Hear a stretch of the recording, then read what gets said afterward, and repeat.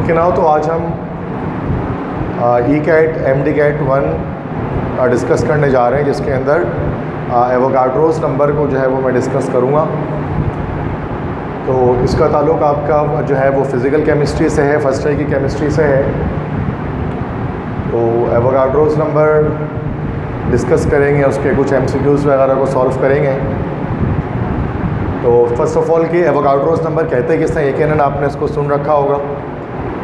Avogadro's number को class 9th के अंदर, क्लास फर्स्ट ईयर के अंदर you have already learn about this topic, Avogadro's number. तो एक ख़ास एक नंबर होता है, दिस इज़ 6.02 × 10⁻23। एक्सपोनेंशियल नोटेशन के अंदर, साइंटिफिक नोटेशन के अंदर एक नंबर हम लिखते हैं 6.02 × 10⁻23। इस नंबर को कहा जाता है एवोगाड्रोस नंबर। अब ये नंबर आपको क्या बताता है? What this number shows you, it shows you the number of particles in 1 mole of a substance is 6.02 × 10⁻23। किसी भी सब्सटेंस के 1 मोल के अंदर नंबर ऑफ पार्टिकल्स फिक्स होंगे और वो फिक्स वैल्यू होगी 6.02 × 10⁻23। अब वो कोई भी सब्सटेंस हो जाए, कोई भी सब्सटेंस हो, चाहे वो एलिमेंट हो, कंपाउंड हो, किसी भी तरह का सब्सटेंस हो, उसके अंदर जो नंबर ऑफ पार्टिकल्स होंगे, पार्टिकल्स किसे कहते हैं? ज़र्रात। उसके अंदर जो ज़र्रात की तादाद होगी वो होगी 6.02 × 10⁻23। अब ये एक बड़ी एक जर्नल से टर्मिनोलॉजी है कि number of particles in 1 mole of a substance. Substance substance की एक बहुत वाइड डेफिनेशन है केमिस्ट्री के अंदर। सब्सटेंस, चीज़ें बहुत तरह की होती है केमिस्ट्री के अंदर। इस तरह से पार्टिकल्स की एक बहुत वाइड डेफिनेशन है केमिस्ट्री के अंदर, चूँकि पार्टिकल्स बहुत तरह के होते हैं, बहुत टाइप्स के होते हैं। तो हम इसको अगर स्पेसिफाई करें तो लेट से अगर हम सब्सटेंस में कह रहे हैं एलिमेंट, तो एलिमेंट्स के अंदर हमें क्या मिलेंगे? एटम्स मिलेंगे। एटम्स से मिलकर एलिमेंट्स बनते हैं। इस तरह से अगर हम कंपाउंड्स की बात करें तो कंपाउंड्स के अंदर हमें मॉलिक्यूल्स भी मिल सकते हैं और कंपाउंड्स के अंदर हमें जो है वो क्रिस्टल्स भी मिल सकते हैं या फिर फॉर्मूला यूनिट्स भी मिल सकते हैं।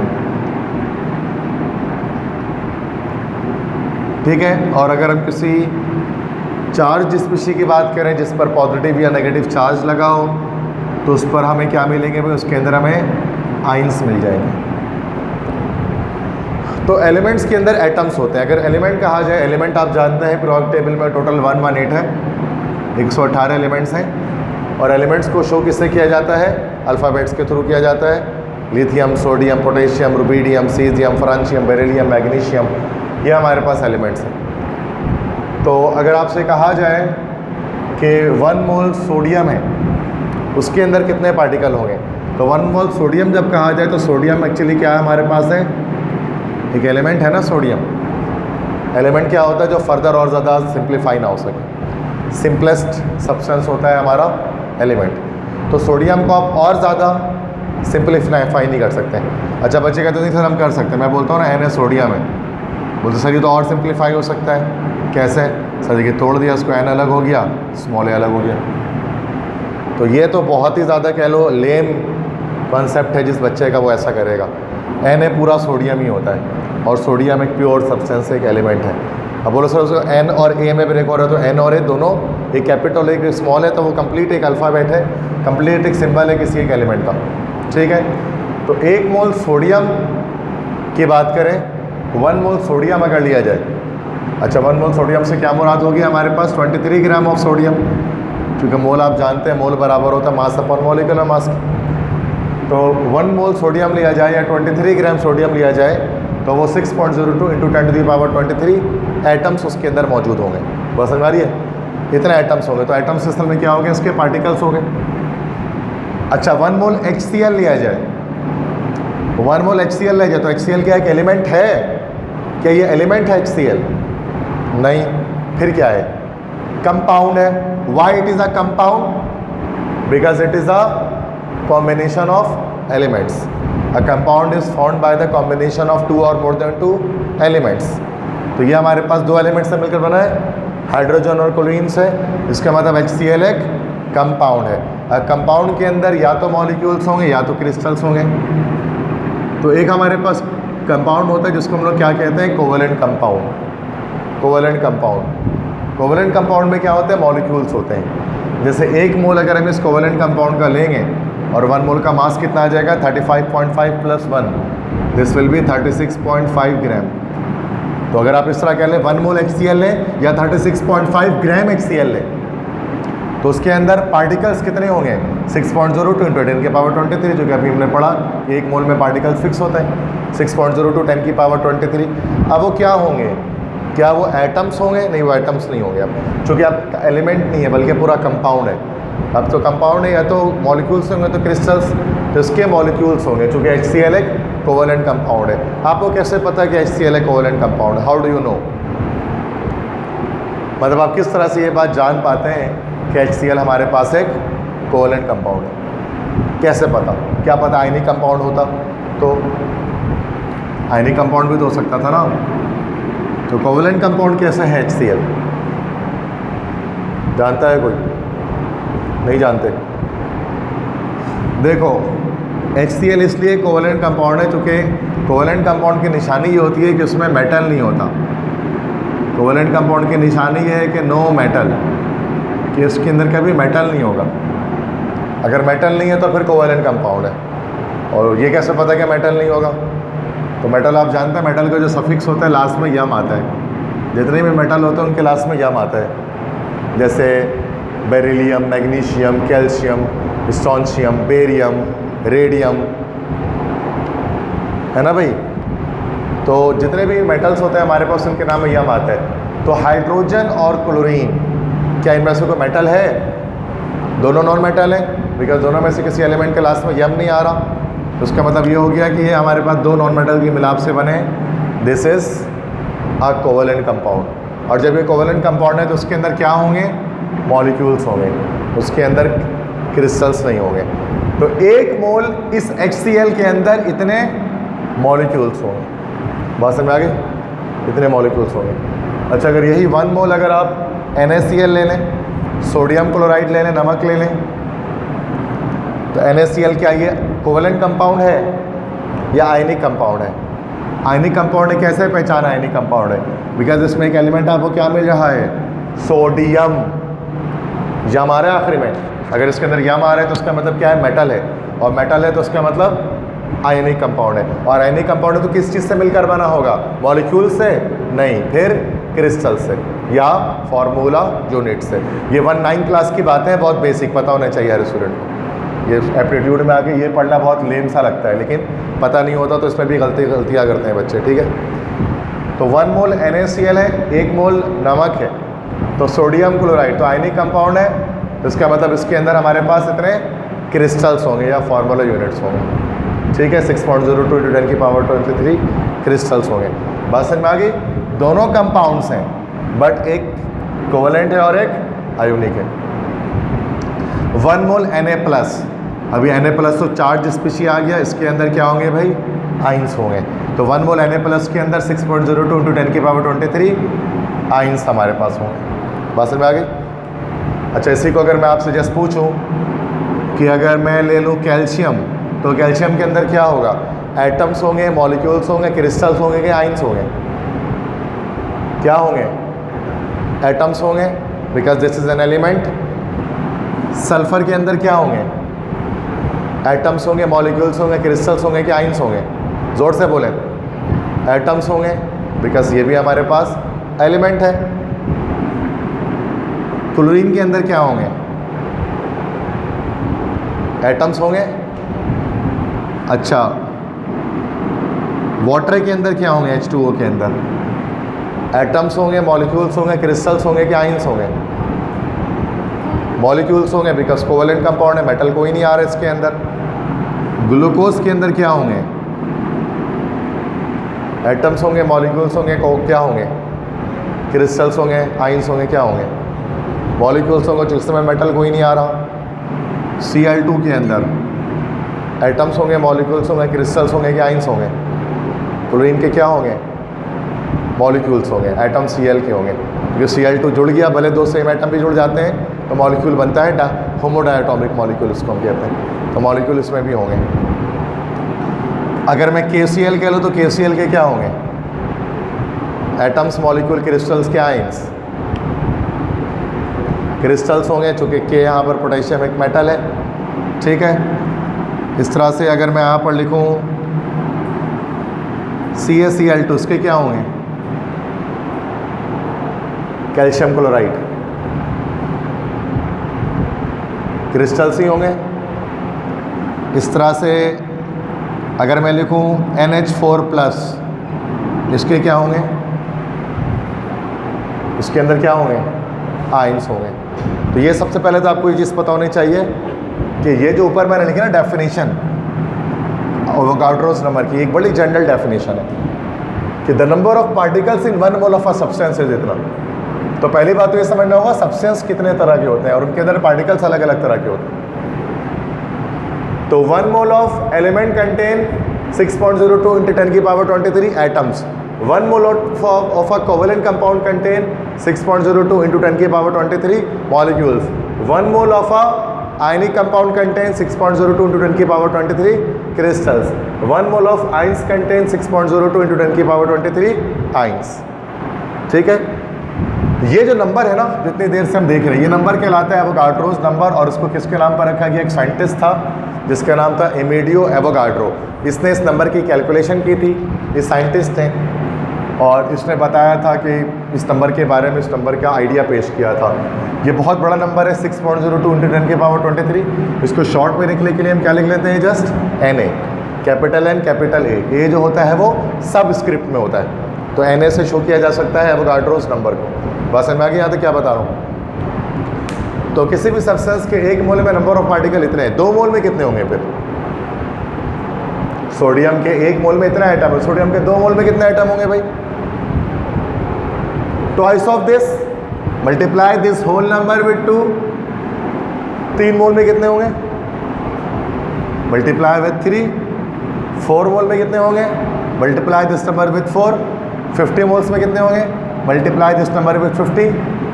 बस समझ में आ गई? तो इससे क्या हुआ? हमारे पास एक फॉर्मूला निकल गया कि अगर आपको नंबर ऑफ पार्टिकल्स बताना है तो what you have to do, you have to multiply moles with Avogadro's number. This is short hand formula.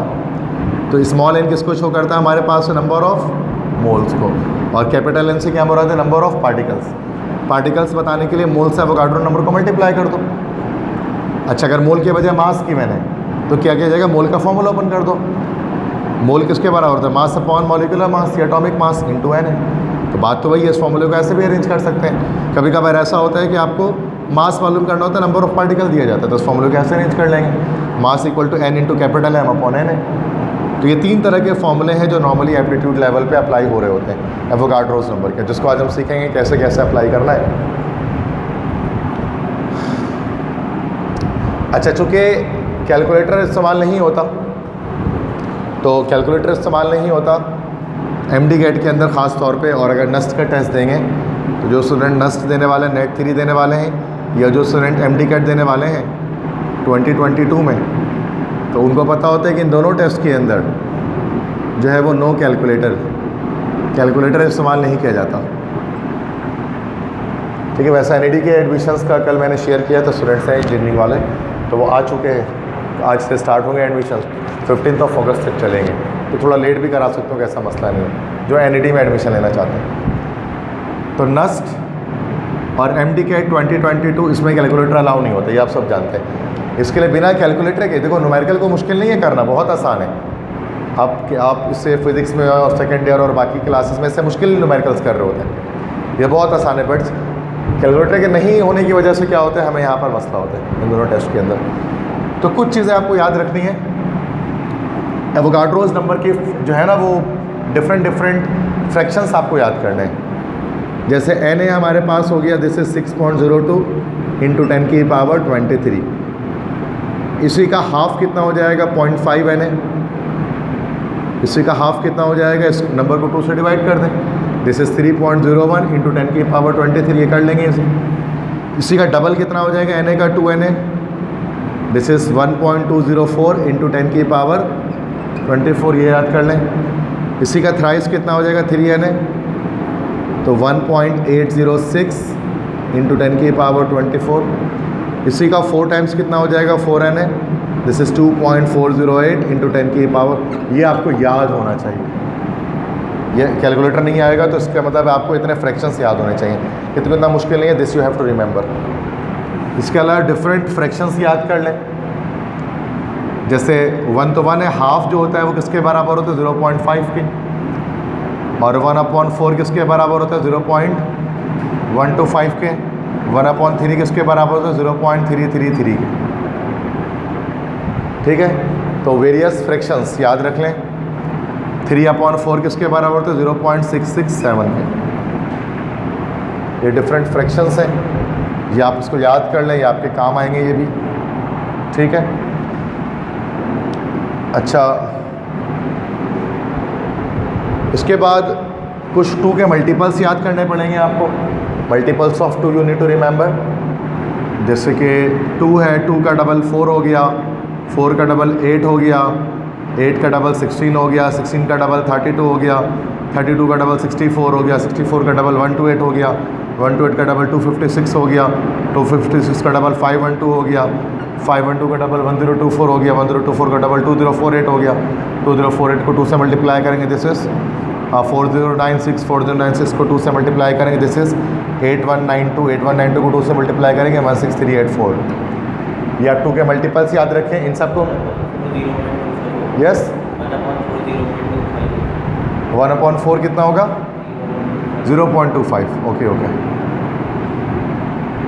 0.25, और जो 1/8 होता है दिस इज एक्चुअली 0.125, ये होता है ना सर। ओके, 2 के मल्टीपल्स याद करने के अलावा एटॉमिक नंबर्स याद करें डिफरेंट एलिमेंट्स की, चूँकि वो आपको गिवन नहीं होता। 20 तक एटलीस्ट याद रखें। हाइड्रोजन का 1, लिथियम का 3, सोडियम का 11, पोटेशियम का 19। तो अच्छा मैं इसको उस लिहाज से कर ले रहा हूँ एटॉमिक नंबर के इंक्रीमेंट के लिहाज से। हीलियम का 2, उसके बाद लिथियम का हमारे पास होता है हीलियम का 4 होता है, लिथियम का 7 होता है, लिथियम के बाद बेरिलियम का 9 होता है, बोरोन का 11 होता है, कार्बन का 12 होता है, उसके बाद नाइट्रोजन का 14 होता है, ऑक्सीजन का 16 होता है, फ्लोरीन का 19 होता है, नियॉन का 20 होता है, सोडियम का 23 होता है, और इस तरह मैग्नीशियम का 24 होता है, एल्यूमिनियम का 27 होता है, सिलिकॉन का 28 होता है, फॉस्फोरस का 31 होता है, सल्फ़र का 32 होता है, क्लोरीन का 35.5 होता है, आर्गॉन का 40 होता है। ठीक है, और इस तरह से पोटेशियम का 39 होता है, कैल्शियम का 40 होता है। तो इतने आपको एटॉमिक नंबर्स आपको याद होने चाहिए। क्योंकि ये मैं स्टार्ट कर रहा हूँ physical chemistry, first year chemistry, तो उसके अंदर कैलकुलेशंस बहुत है। सेकेंड ईयर केमिस्ट्री में कोई कैलकुलेशन नहीं है, बट फर्स्ट ईयर में है। उसके लिए हमें क्या करना पड़ेगा, हमें ये याद रखने पड़ेंगे। ठीक है, उसके अलावा कुछ कंपाउंड्स के हमें मॉलिक्यूलर मासेस हमें डायरेक्टली एग्जैक्टली याद होने चाहिए एप्टीट्यूड लेवल के लिए। जैसे NaCl है ना, निकालना ना पड़े, आपको डायरेक्ट पता होना चाहिए 58.5। ठीक है, वाटर का डायरेक्ट पता होना चाहिए 18 है, ग्लूकोज का डायरेक्ट पता होना चाहिए 180 है, सक्रोज का C12 H22O11 का डायरेक्ट पता होना चाहिए 342 है, कार्बन डाइऑक्साइड का 44 है, CO का 28 है। ठीक है, इस तरह से HCl का 36.5 है, NaOH का 40 होता है, Na2CO3 का 106 होता है, इस तरह से KOH का 56 होता है। ठीक है, सल्फ्यूरिक एसिड का H2SO4 का 98 होता है, कैल्शियम हाइड्रोक्साइड का 74 होता है। तो कुछ एलिमेंट्स, ये कुछ बेसिक जो इंपॉर्टेंट कंपाउंड्स हैं, इनके MFM आपको निकालने नहीं चाहिए, बल्कि आपको इसके मॉलिक्यूलर फार्मूला मार्क्स डायरेक्टली याद होने चाहिए। ठीक है, तो ये इसको ट्रिक्स बच्चे कहते हैं, टिप्स कहते हैं। ये ट्रिक्स एंड टिप्स नहीं है, जस्ट एक सिंपल एक मेथड है जो आपको पता होना चाहिए।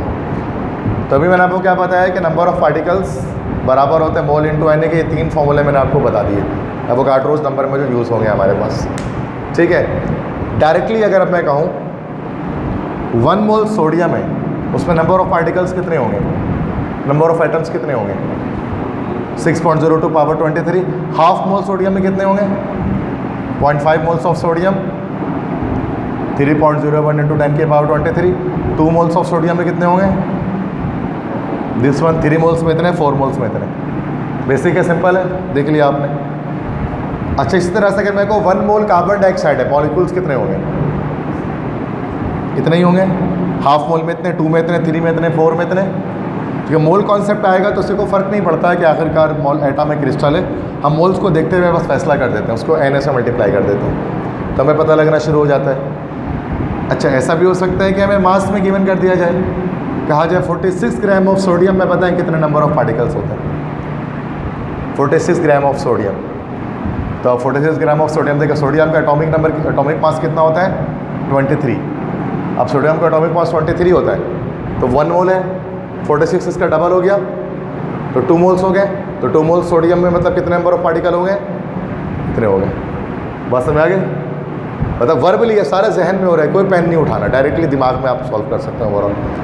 अगर आपसे कहा जाए, अच्छा कैल्शियम कार्बोनेट का भी याद रखें, CaCO3 का ये 100 होता है।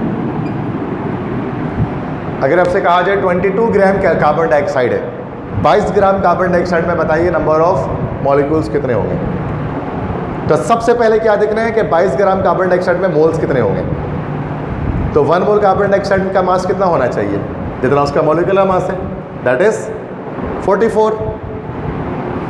तो 22 का क्या मतलब हो गया? ये हाफ हो गया, हाफ मोल हो गया इसके मतलब है। तो हाफ मोल में नंबर ऑफ मॉलिक्यूल्स कितने होंगे? इतने होंगे, 3.01 इंटू 10 की पावर 23। बात समझ में आ रही है? इस तरह से अगर कहा जाए भाई, आपसे कहा जाए कि भाई 400 ग्राम ऑफ कैल्शियम कार्बोनेट, बताएं कितने इसके अंदर हमारे पास क्रिस्टल्स होंगे? 400 ग्राम कैल्शियम कार्बोनेट, तो कितने मोल्स हो गए? वर्बली बताएं। 4 मोल्स हो गए, चूँकि 1 मोल में 100 है, तो 4 मोल्स में देयर आर 400। तो 4 मोल्स है, 4 मोल्स में नंबर ऑफ क्रिस्टल्स कितने निकलेंगे? इतने निकलेंगे, 2.408 10 की पावर 24 है ना। Na मल्टीप्लाई बाय 4 हो जाएगा, इतना ही आ जाएगा, या 2Na का डबल कह लो आप। बस समझ में आ गई?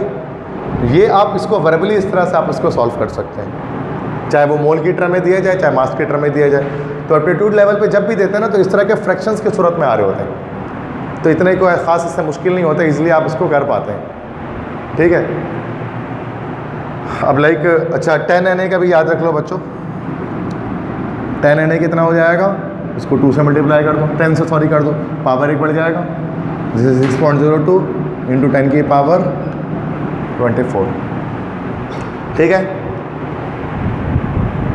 तो MCQs की तरफ, सॉल्यूशन की तरफ आते हैं। MCQs देखते हैं इसके। फर्स्ट है 10 moles of sodium contain how many atoms? क्या ऑप्शन होगा इसका करेक्ट? हाँ, बी ऑप्शन करेक्ट होगा, दैट इज 6.02 10 की power 24, because 10 moles of sodium है, you need to multiply 10 with Avogadro's number. अच्छा, इसकी जगह अगर ये आ जाता भाई 230 ग्राम ऑफ सोडियम, तो सेम आंसर होता। The answer will remain same because 230 gram of sodium contains 10 moles, because 1 mole sodium में 23 ग्राम है, तो 230 ग्राम में 10 मोल हो जाएंगे। बात समझ में आ रही है? क्लियर है? ठीक है। अच्छा, अगर सवाल ये नहीं आता 10 मोल के बजाय अगर कह देते हैं कि भाई 100 मोल्स कह देते हैं, तो फिर कितना आ जाता आंसर? डायरेक्ट बताएं वर्बली। फिर हमारे पास डी ऑप्शन हो जाता है, पावर 25 हो जाती है, 1 पावर और ऊपर बढ़ जाता है हमारे पास।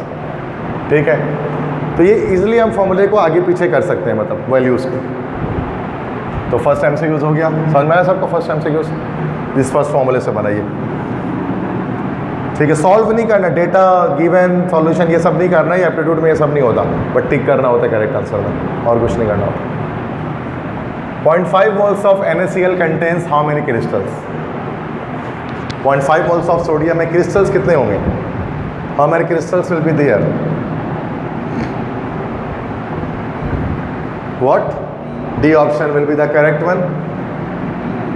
D option, B option, B option will be the correct one, because half mole है, तो that is this answer will be the correct one. 3.01 10 की पावर 23। तो नंबर ऑफ क्रिस्टल्स इसलिए कह रहे हैं बिकॉज NaCl एक आयोनिक कंपाउंड है और आयोनिक कंपाउंड के अंदर क्रिस्टल्स ही होते हैं, ठीक है। अच्छा, अगर आपसे ये पूछ लेता है इसके अंदर contains dash cations, 0.5 moles NaCl के अंदर कैटाइंस कितने होते हैं? तो ये आप देखो थोड़ा सा मुश्किल कर दिया सवाल मैंने, कैटाइंस कितने होते हैं? तो कैटाइंस किसे कहते हैं? What is a cation? बच्चों बताओ कैटाइन किसे कहा जाता है? कौन से आयन कैटाइन होते हैं? Yes Arumugan, right, positive ions. जो पॉजिटिव आयंस हमारे पास होते हैं दिस वी कॉल्ड कैटाइन, उनको कैटाइन कहा जाता है। तो NaCl में अब जो भी आयनिक कंपाउंड है उसमें कैटाइन एनाइन होता है, उसके अंदर कैटाइन एनाइन होंगे ना, पॉजिटिव और नेगेटिव आयन तो उसके अंदर होंगे। जैसे NaCl के अंदर Na कैटाइन है और Cl क्या है? एनाइन है। तो एक क्रिस्टल से कैटाइन कितना निकल रहा है आपके पास है? एक क्रिस्टल से कितना कैटाइन आ रहा है? एक ही आ रहा है और एनाइन भी एक ही आ रहा है। तो अगर आपसे पूछा जाता है 0.5 mole of NaCl contains dash cation, तो हम क्या आंसर लगाते हैं? यही होता, बी ही होता, क्योंकि जितने मॉलिक्यूल्स हैं, जितने क्रिस्टल्स हैं, उतने ही कैटाइंस आएंगे। बस समझ आ रही है, चूँकि एक मॉलिक्यूल एक कैटाइन दे रहा है और एक मॉलिक्यूल एक एनाइन भी दे रहा है। यहाँ पर अच्छा कैटाइन के बजाय अगर सवाल में एनाइन हो जाता तो क्या करते भाई? अब क्या करते? नाउ क्या आंसर होता? अब वही होता, बी होता, चूँकि कैटाइन भी एक निकल रहा है, एनाइन भी एक निकल रहा है। अच्छा, अगर सवाल ये हो जाता contain dash total ions, total ions कितने प्रोड्यूस होंगे इससे? अब ये आंसर नहीं आता, क्योंकि टोटल आयंस, एक क्रिस्टल कितने टोटल आयन निकाले? दो आयन निकाले, एक कैटाइन और एक एनाइन। तो 3.01 10 की पावर 23 भी कितना निकालेगा? 2 टाइम्स मल्टीप्लाई कर देंगे तो क्या हो जाएगा आंसर? इसका आंसर ए हो जाएगा। फिर 6.02 10 की पावर 23 ऐसे भी आ सकता है। एप्टीट्यूड में बहुत घुमाते हैं MD कैट के अंदर, इसके अंदर ई कैट के अंदर, ठीक है। तो टोटल आयंस में हम क्या करेंगे? टोटल आयंस से पूछे तो कैटाइन प्लस एनाइन दोनों को ऐड कर देंगे, तो कैटाइन एनाइन दोनों को ऐड कर देंगे तो 3.01 का ट्वाइस हो गया हमारे पास। अच्छा, अगर आपसे अब देखो थर्ड क्वेश्चन में आ रहे हैं, सेकंड तो बहुत घुमा दिया हमने, अब थर्ड नया क्वेश्चन करते हैं। Third question, 2 moles of sodium sulphate contains dash cation, इसमें कितने कैटाइन होंगे? 2 मोल सोडियम सल्फेट के अंदर। सी ऑप्शन नो, रॉन्ग हो गया, सी ऑप्शन नहीं हो सकता। Correct option will be D, not C. Why? Because 2 mole sodium cation, अब cation this is cation, this is anion, तो एक मॉलिक्यूल जो है ना, एक क्रिस्टल जो है वो हमें दो कैटाइंस दे रहा है। 2 कैटाइंस आ रहे हैं ना, अभी 2 पॉजिटिव आइंस आ रहे हैं यहाँ से। बस समझा रही है? Na2 का क्या मतलब हुआ कि जिसको वाटर में हाइड्रोलाइज करेंगे तो 2 Na+ आइन निकलेंगे इसके अंदर से। तो इसका मतलब 2 मोल्स ऑफ Na2SO4 में क्रिस्टल्स कितने होंगे हमारे पास? वो तो इतने ही होंगे, 1.204 10 की पावर 24। लेकिन कैटाइंस कितने होंगे? इसका भी ट्वाइस होगा वो, जब उसको 2 से मल्टीप्लाई करेंगे दिस विल बी 2.408 × 10 की पावर 24। तो आप यहाँ पर फंस गए इसमें। तो सर यहाँ तो ऐसा क्यों नहीं हुआ? तो यहाँ Na1 था, यहाँ Na2 है, क्योंकि 2 Na+ आइन निकलेंगे एक क्रिस्टल से। बात समझ आ रही है? अच्छा, अगर यही सवाल कैटाइन के बजाय अगर ये सवाल बना लेते हैं एनाइन के लिए, now what will be the answer? क्या होता? अब क्योंकि एक सल्फेट, ये सल्फेट है, SO4 पूरा एक आइन है, ये सल्फेट आइन, ठीक है। तो अब सल्फेट आइन पूरा एक आइन है हमारे पास यहाँ पर। अब आप ये नहीं बोला सर 4 लगा हुआ है, सल्फेट पूरा एक पॉलीएटॉमिक आइन है, कॉम्प्लेक्स आइन है। तो अगर सल्फेट अगर 2 होगा ना तो सल्फेट तो ऐसे लिखा जाएगा, इसका मतलब 2 सल्फेट है, तो वो तो वैसा नहीं लिखा हुआ ना। तो 2 मोल जो है वो हमारे पास, जितना 2 मोल में नंबर ऑफ क्रिस्टल जितने होंगे उतने ही एनाइंस होंगे, तो उसका आंसर यहाँ पर हमारे पास सी हो जाएगा, ठीक है। अच्छा, अगर आपसे ये पूछा जाए पे टोटल नंबर ऑफ आइंस कितने होंगे, मतलब एनाइन ना पूछे बल्कि आपसे पूछे टोटल आइंस, फिर आंसर कितना हो जाएगा? टोटल आइंस कितने हो जाएंगे? क्या आप नहीं, इस नंबर को कोई भी आंसर नहीं हो पाएगा इसमें से। इस नंबर को किससे मल्टीप्लाई करना पड़ेगा आपको? अब 3 से करना पड़ेगा, क्योंकि एक क्रिस्टल 2 और एक 3 आइन दे रहा है, दैट्स तो दो, this you have to multiply it with 3। तो ये कोई तो आंसर इसमें से तो आई थिंक कोई भी नहीं आएगा, तो डिफरेंट आएगा। बात समझ में आ गई? तो यहाँ थोड़ा बच्चे फंस जाते हैं कैटाइन एनाइन के मामले में। एटम मॉलिक्यूल तो सब बताते थे, इसमें कोई बड़ी बात नहीं है। क्वेश्चन नंबर 4 है, upon hydrolysis 0.5 moles of sulphuric acid gives dash cation. जब सल्फ्यूरिक एसिड 0.5 मोल सल्फ्यूरिक एसिड को पानी में डाला जाएगा तो कैटाइन्स कितने निकलेंगे? क्या? बी? नहीं, बी नहीं होगा, फिर गलती हो गई। 0.5 मोल्स ऑफ सल्फ्यूरिक एसिड में क्रिस्टल्स कितने होंगे? क्रिस्टल्स बी इतने 3.01 10 की पावर 23 होंगे, लेकिन एक या मॉलिक्यूल कितने होंगे?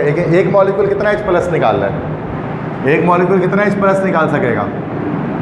2H प्लस आई निकाल सकेंगे? तो क्या आंसर होना चाहिए था? जो भी आया उसको 2 से मल्टीप्लाई करेंगे ना क्रिस्टल्स को।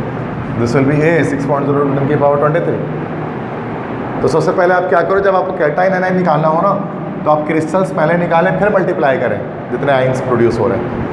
तो 0.5 मोल्स ऑफ सल्फ्यूरिक एसिड है, तो 3.01 10 की पावर 23 इतना ही है ना, ये इतने क्रिस्टल्स इतने मॉलिक्यूल्स प्रोड्यूस होंगे।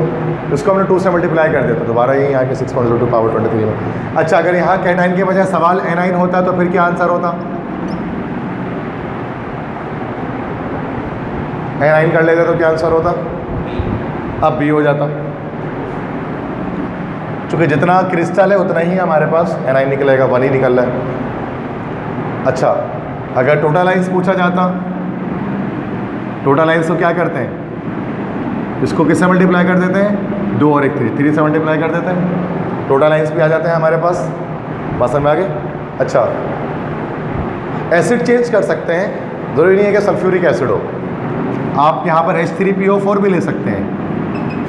अब क्या हो गया? आप एक क्रिस्टल कितना H प्लस आयन प्रोड्यूस करेगा? 3 H प्लस आयन प्रोड्यूस करेगा, और एनाइन कितना प्रोड्यूस करेगा? एक ही प्रोड्यूस करेगा, PO4 फॉस्फेट पूरा एक आयन है। अच्छा, अगर नाइट्रिक एसिड दिया जाता है आपको बच्चों, नाइट्रिक एसिड, तो कैटाइन कितना प्रोड्यूस करता है? एक क्रिस्टल एक ही करता, और एनाइन भी एक ही करता। अच्छा, अगर आपको एसिटिक एसिड दिया जाता है CH3COOH, अब कैटाइन कितना प्रोड्यूस होता? ये यहाँ गलती हो जाती है, क्योंकि आप देखो ये यहाँ से ब्रेक होता है एसिटिक एसिड, पता है ना, एसिटेटाइन, ये नेगेटिव अलग होता है, पॉजिटिव अलग होता है, तो H प्लस एक ही निकल रहा है और एनाइन भी एक ही निकल रहा है एसिटिक, तो 1 1 ही निकल रहा है। ठीक है, ठीक है, ओके। 5वें सवाल में आते हैं, क्वेश्चन 5। ज़्यादा नहीं, बस 7 सवाल मैंने लिखे हैं जो आज हम कवर कर रहे हैं, लेकिन मैं एक सवाल के अंदर फिर किस तरह से उसको पूछा जा सकता है, सॉल्व किया जा सकता है। 36 gram of water contains dash covalent bonds.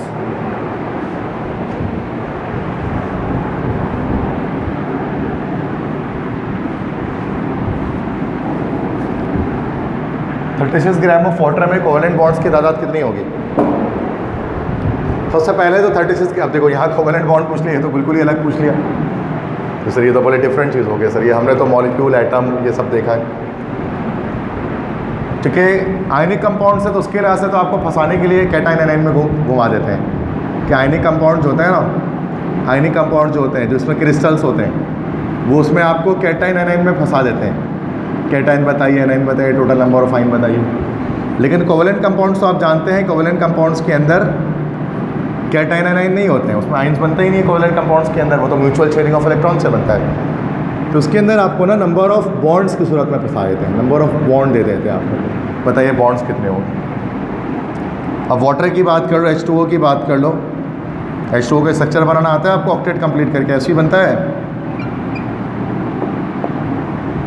ऐसे ही बनता है ना वाटर का स्ट्रक्चर, कोवेलेंट बॉन्ड, बॉन्डिंग करनी आती है। तो एक मॉलिक्यूल के अंदर कितने कोवेलेंट बॉन्ड दिख रहे हैं? कितने कोवेलेंट बॉन्ड दिख रहे हैं एक मॉलिक्यूल के अंदर? कितने दिख रहे हैं? एक ये रहा, दूसरा ये रहा, 2 दिख रहे हैं ना, 2 दिख रहे हैं। तो एक मॉलिक्यूल में 2 बॉन्ड हैं, तो पहले आप देख लेते हैं कि 36 ग्राम ऑफ वाटर में कितने मॉलिक्यूल्स हैं। 36 ग्राम में तो कितने मोल हो गए हैं हमारे पास? 1 मोल कितना होता है वाटर का? 18 ग्राम, और 36 ग्राम कितने हो जाएंगे? 2 मोल्स हो जाएंगे। ये बहुत मुश्किल आसान होता है, मास अपॉन मॉलिक्यूलर मास से निकालते हैं 36/18, दिस इज 18 1 18, लेकिन हम वर्बली कर रहे हैं काम, ठीक है। 36 डबल है, क्योंकि डबल ट्रिपल हाफ यही हो रहा होता है एप्टीट्यूड के अंदर, और कुछ नहीं हो रहा होता। तो 36 ग्राम हमारे पास कितने हो गए? 2 मोल्स हो गए। समझो इस सवाल को। 2 मोल्स ऑफ वाटर में मॉलिक्यूल्स कितने होंगे? 2 Na होंगे, इतने ही मॉलिक्यूल्स होंगे ना। 1.204 × 10⁻24। और एक मॉलिक्यूल में कितने बॉन्ड्स हैं? 2 बॉन्ड हैं, जिसको किससे मल्टीप्लाई कर देंगे? 2 से कर देंगे, तो कितना आ जाएगा? ये 4 Na आ जाएगा। ये 4 × 6.02 10⁻23 हो जाएगा। ये ऑप्शन करेक्ट है। तो ये भी आंसर हो सकता है। This is equal to 2.408 × 10⁻24 bonds. मतलब ऐसे भी लिखा जा सकता है, आंसर किसी भी सूरत में हो सकता है, Na की सूरत में भी हो सकता है, मल्टीप्लाई करके भी लिखा जा सकता है, एक ही बात है। बात समझ में आ गई? अच्छा, अगर ये कहा जाता, अगर आपको इसके वजह सवाल ये दे देते हैं 34 ग्राम ऑफ अमोनिया दे देते हैं, और आप बोलते हैं कि बताओ इसके अंदर कोवेलेंट बॉन्ड्स कितने हैं, तो वर्बली बताए कितने होंगे? कितना Na होगा? सोच के बताइए कि 34 ग्राम अमोनिया है, कोवेलेंट बॉन्ड कितने होंगे इसके अंदर? सोचें, दिमाग लगाएं, कोई कलम नहीं चलाने, डायरेक्ट जहन में कर सकते हैं आपके।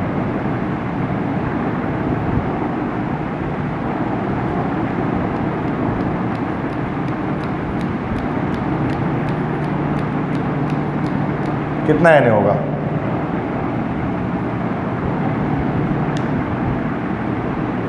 कैलकुलेशन अगर सिर्फ Na में बताएं मुझे आप, Na में इतने होगा।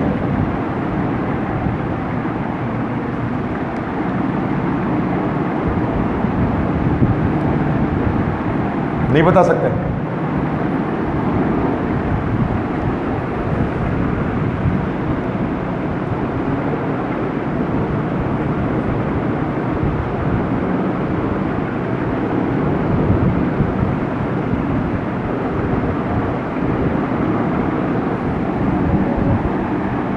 You are taking so much time. देखिए, सबसे पहले तो उसका मोल चेक करें, ये मोल कितने हैं। ये हो जाता है 17 AMU, इसका 14 + 3 17, 17 × 34, इसका मतलब ये भी कितने हैं भाई? 2 मोल्स हैं। तो इतने तो इसके मॉलिक्यूल्स होंगे सिर्फ 2 Na। 34 ग्राम अमोनिया में इतने मॉलिक्यूल्स होंगे, 2 Na हो गए। और एक अमोनिया में बॉन्ड कितना बन रहा है NH3 के अंदर? NH3 2 × 3 3 × 6 Na आंसर हो गया। वर्बली किया ना, कोई बहुत मुश्किल था क्या? ये कोई बहुत कैलकुलेटर चलाना पड़ा इसके लिए? इजी था, मतलब कॉन्सेप्ट्स आप उसको डेवलप करें। चले, एक और मैं आपको देता हूँ, आप उस पर बताएं। 8 ग्राम ऑफ मीथेन, इसमें बताइए नंबर ऑफ बॉन्ड्स। Na की सूरत में बताइए कितने नंबर ऑफ कोवेलेंट बॉन्ड्स होंगे 8 ग्राम मीथेन के अंदर?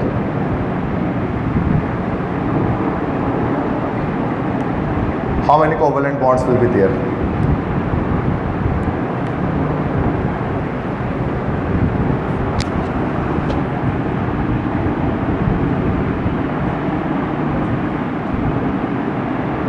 Yes, 2 Na।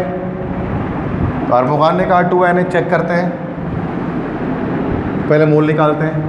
Methane 16, half mole 0.5 मोल, तो दिस इज 0.5 Na। और एक मीथेन के अंदर 4 कोवेलेंट बॉन्ड होते हैं, तो यस, ये 2, this is 2 Na is the correct answer. समझ में? इस तरह से मेंटल ट्रेनिंग आपकी होगी। तो कोई फॉर्मूला नहीं लगाना इसके अंदर, डायरेक्टली आप इसको सॉल्व कर सकते हैं, ठीक है। ये जैसे कॉन्सेप्ट है जो आप चला रहे हैं, सही है। तो ये बॉन्ड्स में निकालना आ गया। अब आपको बॉन्ड कैसे निकालते हैं, ठीक है, नंबर ऑफ बॉन्ड्स। मैं अच्छा बोले सर, अगर ऐसा ना हो 8 ग्राम के बजाय 9.9 ग्राम दे दे तो हम क्या करेंगे? तो नहीं देते हैं, ऐसा नहीं देते हैं, क्योंकि अगर ऐसा देंगे तो आप कैलकुलेटर चलाना पड़ जाएगा, और जो अलाउ ही नहीं है। बात समझ आ गई? बच्चे इसमें फंसे रहते हैं 9.9, 9.7, वो आपसे कॉन्सेप्चुअल मिस्टेक करवाते हैं, ठीक है। नेक्स्ट देखें, इजी सवाल है। 80 gram of calcium contains dash items.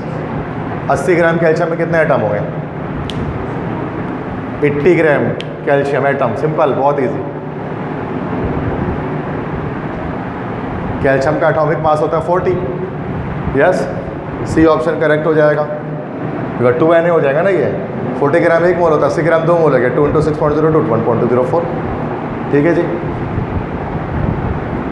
इसके बाद लास्ट क्वेश्चन हमारे पास है, 9 gram of water contains dash protons.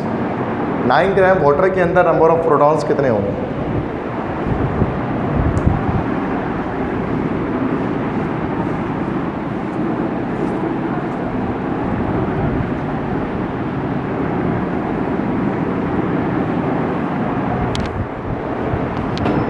How many number of protons? देखो इसमें क्या करना पड़ेगा, 9 ग्राम ऑफ वाटर कहा जा रहा है कि 9 ग्राम ऑफ वाटर में कह रहे हैं बताएं नंबर ऑफ प्रोटॉन्स कितने। सबसे पहले तो हम इसमें मॉलिक्यूल ही चेक कर लेंगे, ठीक है। 0.5 मोल हो गया ये, 0.5 मोल हुआ, चूँकि 18 इसका होता है मॉलिक्यूलर मास 0.5 मोल, और 0.5 मोल में मॉलिक्यूल कितने हो जाएंगे? 3.01। Na की सूरत में करें तो 0.5 Na, डायरेक्ट हाफ Na, सही है। या 3.01 10⁻23 भी कह सकते हैं इसे। आज तो सिर्फ यही डिस्कस कर रहे हैं, तो पता लगेगा होगा आपको। अच्छा, अब देखना है कि एक मॉलिक्यूल में कितने प्रोटॉन्स हैं। एक वाटर के मॉलिक्यूल में कितने प्रोटॉन हैं? तो जैसे आपको पता है कि नंबर ऑफ प्रोटॉन्स हमारे पास एटॉमिक नंबर से शो होता है। नंबर ऑफ प्रोटॉन्स क्या है भाई? एटॉमिक नंबर शो करता है ना ये। तो H2O में एटॉमिक नंबर के थ्रू आप निकाल लें, तो H × 2 + O। अब बजाय एटॉमिक मास के एटॉमिक नंबर रख दें यहाँ पर। दिस इज़ 1 × 2 + 8, 16 नहीं रखें, that is 2 + 8, this is equal to 10। मतलब 10 प्रोटॉन होंगे एक मॉलिक्यूल में। तो इतने में कितने होंगे भाई? Multiply by 10, this will be how many Na, how much Na? 5 Na हो जाएगा। तो 5 Na is the correct answer, B option. मैं इसकी और प्रैक्टिस करा देता हूँ आपसे, और प्रैक्टिस कराता हूँ, रुक जाएं। अगर ये आ जाए आपके पास कि 16 ग्राम ऑफ मीथेन है, और आपसे पूछना नंबर ऑफ प्रोटॉन्स बताइए कितने होंगे, बताएं। 16 ग्राम मीथेन के अंदर प्रोटॉन्स कितने होंगे? Na की सूरत में बता दो, ऐसा मसला नहीं। कितना Na होगा? कितने? 20 Na। देखिए ये हमारे पास 10 Na, देख लेते हैं। ये तो 1 मोल हो गया हमारे पास, तो सिर्फ Na हो गया, ठीक है। इतना तो हमारे पास मॉलिक्यूल हो गया। अब C + H × 4, 6 + 1 × 4, 6 + 4, this is 10, yes, correct answer 10 Na। पसंद आया? तो इस तरह से नंबर ऑफ प्रोटॉन्स के हवाले से भी हमारे पास निकाला जा सकता है। अच्छा, अगर एक और सवाल देखें इसमें, अगर आपसे कह दें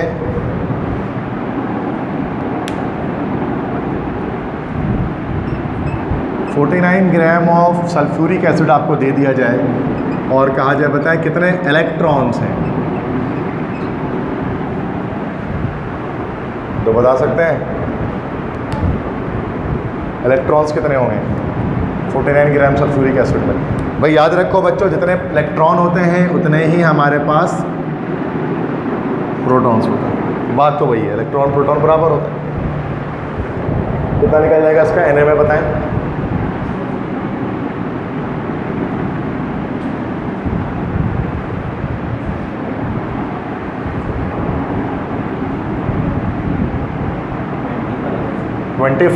और मुगान ने कहा 25, चेक कर लेते हैं। दिस इज़ 0.5, इतने तो हो गए मॉलिक्यूल्स।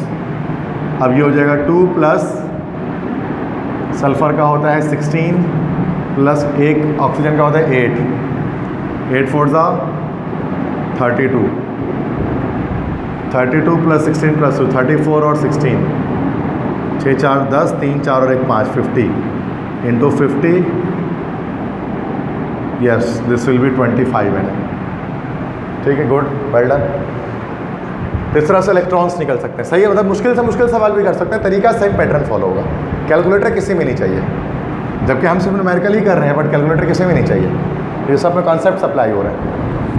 अच्छा, अब इसमें ऐसा भी आ सकता है कि मान लेते हैं कि आपको जो है वो 46 और 23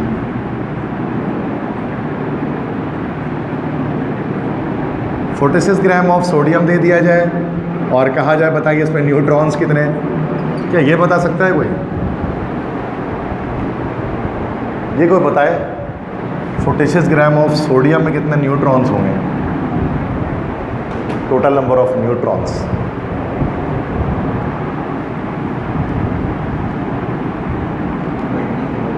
Na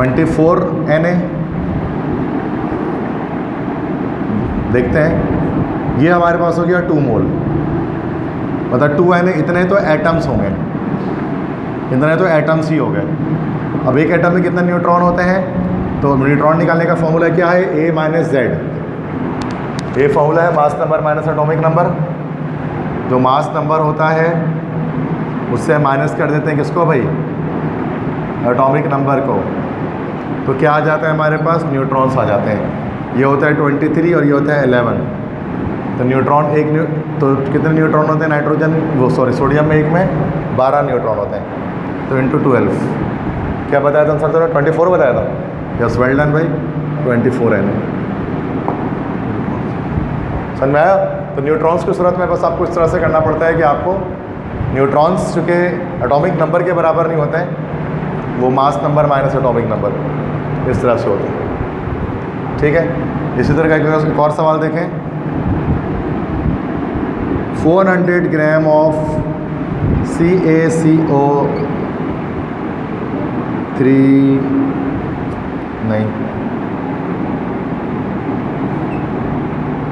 Al2O3 contains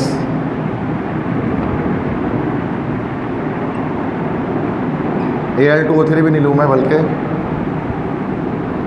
NaOH ले लेता हूँ। यस, बताइए 400 ग्राम NaOH में कितना न्यूट्रॉन होंगे?